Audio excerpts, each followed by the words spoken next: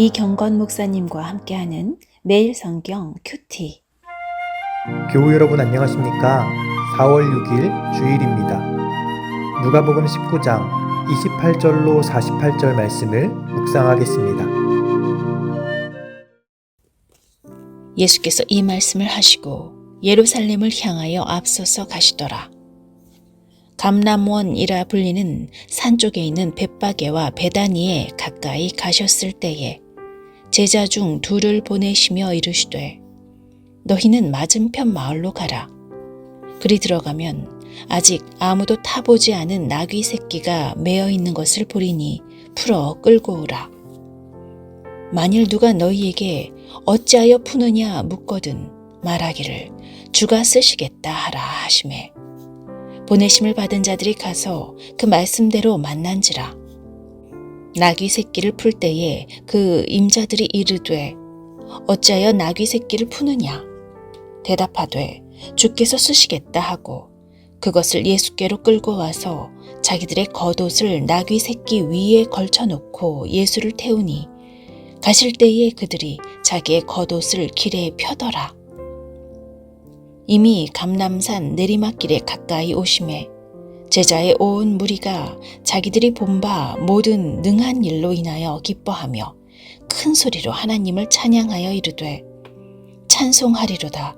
주의 이름으로 오시는 왕이여 하늘에는 평화요 가장 높은 곳에는 영광이로다 하니 무리 중 어떤 바리새인들이 말하되 선생이여 당신의 제자들을 책망하소서 하거늘 대답하여 이르시되 내가 너희에게 말하노니 만일 이 사람들이 침묵하면 돌들이 소리 지르리라 하시니라. 가까이 오사 성을 보시고 우시며 이르시되 너도 오늘 평화에 관한 일을 알았더라면 좋을 뻔하였거니와 지금 내 눈에 숨겨졌도다. 날이 이를지라 내 원수들이 토돈을 쌓고 너를 눌러 사면으로 가두고 또 너와 및 그 가운데 있는 내 자식들을 땅에 메어치며 돌 하나도 돌 위에 남기지 아니하리니 이는 내가 보살핌을 받는 날을 알지 못함을 인함이니라 하시니라.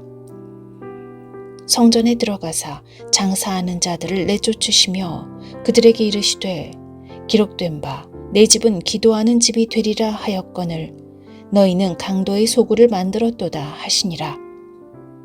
예수께서 날마다 성전에서 가르치시니 대제사장들과 서기관들과 백성의 지도자들이 그를 죽이려고 꾀하되 백성이 다 그에게 귀를 기울여 들으므로 어찌할 방도를 찾지 못하였더라. 오늘은 예수님께서 많은 사람들의 환영을 받으며 예루살렘으로 입성하시는 내용입니다. 사람들은 큰 소리로 환호하며 예수님을 맞이합니다. 38절입니다. 이르되 찬송하리로다 주의 이름으로 오시는 왕이여 하늘에는 평화요 가장 높은 곳에는 영광이로다 하니 아멘. 이들이 외쳤던 호산나는 우리를 죄에서 구원해 주십시오 라는 말이 아닙니다. 오히려 우리를 정치적으로 로마의 압제에서 구원해 주십시오 라는 메시지였습니다. 그러나 우리는 너무도 잘 알고 있습니다.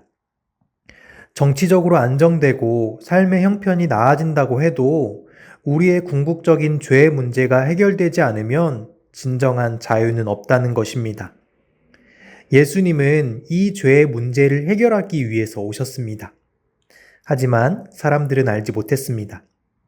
그렇다면 예수님은 어떠한 모습으로 예루살렘에 들어가셨습니까? 왕으로 오신 것이었다면 화려한 마차나 백마를 타고 오실 법도 합니다.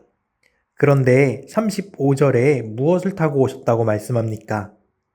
그것을 예수께로 끌고 와서 자기들의 겉옷을 나귀 위에 걸쳐놓고 예수를 태우니 나귀 새끼를 타고 오셨다고 말씀합니다.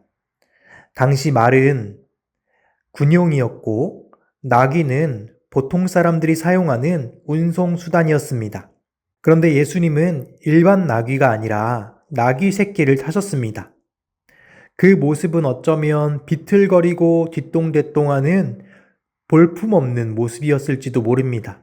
하지만 사람들은 이런 것에는 관심이 없고 오로지 자신들의 기대와 바램이 예수님을 통해 이루어질 것을 생각했습니다.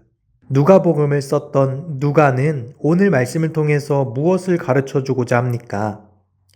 예수님께서는 유대인과 바리새인뿐 아니라 제자들에게도 하나님의 나라를 가르치고자 하셨습니다. 우리의 행복의 조건 하면 기본적으로 있어야 한다고 여기는 것들이 있습니다. 명예와 권력과 돈이 그것입니다. 명예란 이름값을 하는 것입니다. 누구나 저 사람 참 괜찮아, 참 자기 몫을 하는 것 같아, 또는 우리나라는 참 깨어 있어, 이런 소리를 듣고 싶어 합니다. 또한 사람들은 권력이 있어야 된다고 생각하는데 어떤 사람들은 내가 정치인이나 연예인도 아닌데 무슨 권력이 필요하냐 라는 생각을 하지만 우리는 어느 정도 위치에 올라서 다른 사람들의 통제를 덜 받고 싶은 마음이 있습니다. 그리고 마지막으로 돈이라는 것은 행복의 조건에서 절대시되는 것입니다. 돈은 명예와 권력뿐 아니라 우리가 사고 싶은 것들을 다 살 수 있다고 생각하기 때문입니다. 하지만 예수님께서 가르쳐 주고자 했던 하나님의 나라는 이러한 것들이 아닙니다. 로마서 14장 17절입니다. 하나님의 나라는 먹고 마시는 것이 아니요 오직 성령 안에 있는 위와 평강과 희락이라. 아멘. 예수님께서 가르쳐 주시고자 하신 건 세상의 가치가 아니라 그것을 뛰어넘는 하나님의 나라의 가치입니다. 예수님은 가르쳐도 깨닫지 못하는 사람들을 보시고 어떻게 하십니까? 41절로 42절입니다. 가까이 오사 성을 보시고 우시며 이르시되 너도 오늘 평화에 관한 일을 알았더라면 좋을 뻔하였거니와 지금 내 눈에 숨겨졌도다. 예수님은 예루살렘을 바라보시며 눈물을 흘리셨습니다. 하나님의 약속과 계획 가운데 세워진 이스라엘이 정작 복음과 진리가 다가왔을 때 그 진리를 깨닫지 못하고 받아들이지 못하는 모습을 보시며 안타까워 하시는 것입니다. 예수님이 하나님의 나라를 세워가실 때 어떠한 마음이셨을까요? 나는 하나님의 아들이니까 이 정도쯤이야 라고 하셨을까요? 오늘 말씀을 보면 그러신 것 같지 않습니다. 오히려 예수님은 자신에게 주어진 사명의 무게와 사람들의 완고함 속에서도 안타까움과 답답함을 느끼셨습니다. 깨닫지 못하는 사람들을 바라보시며 민망히 여기시고 눈물을 흘리셨습니다. 예수님의 왕대심은 여기에 있는 것 같습니다. 예수님은 하나님의 나라의 위와 평강과 희락의 가치를 위해서 복음을 이 땅에 눈물로 심으셨습니다. 우리는 이 놀라운 사랑을 받은 자들입니다. 예수 그리스도께서 십자가에서 죽으시고 부활하셔서 복음의 씨앗을 심으심으로 말미암아 우리는 완전히 새로운 생명으로 거듭났습니다. 이는 우리의 노력과 우리의 열심과 우리의 결단으로 이룰 수 있는 것이 아니라 이 태어남은 오직 위로부터 오시는 하나님의 생명이 임한 것입니다. 갓난아이가 태어날 때 자기 뜻대로 태어나는 것이 아니듯이 예수 그리스도께서 복음의 씨앗을 심으셨기 때문에 우리가 태어난 것입니다. 그렇기에 우리는 하나님의 생명이 임할 뿐 아니라 하나님의 나라를 약속으로 받은 사람들입니다. 이 말은 곧 이제 우리는 하나님을 내 계획 안에 끼워 맞추려는 삶에서 벗어나야 하고 나의 인생을 하나님의 계획에 온전히 맡겨서 믿음으로 살아가려고 끊임없이 결단해야 함을 말씀합니다. 오늘은 이 말씀을 마음에 새기며 우리 주변에 있는 연약한 사람들, 예비신자들, 마음이 상한 사람들을 생각하며 그들을 위해 눈물의 씨앗을 뿌리기를 소망합니다. 이렇게 우리는 더욱더 하나님 나라의 위로움과 기쁨과 평안을 누리게 될 줄 믿습니다. 이 말씀 기억하며 복된 주일 보내시기를 소망합니다.